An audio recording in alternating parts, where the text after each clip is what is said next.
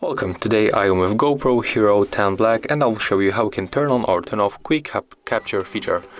So I'm talking about this feature when your camera is turned off and then you press this button and it automatically turns on and then record video or just take the photo. So we have to drag from off our upper section of the screen and then we'll find the quick capture option right here. As you can see, currently it's turned on. So let me show you how it works. I'm going to turn off our camera. And next, when I'm going to press this button, our GoPro is going to turn on.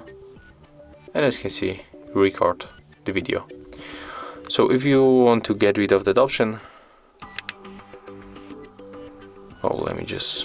okay, it will be turned off when you finish the record. So right now, if you want to get rid of that option, you have to turn on your GoPro and then open notification panel and then click on this icon to turn off quick capture.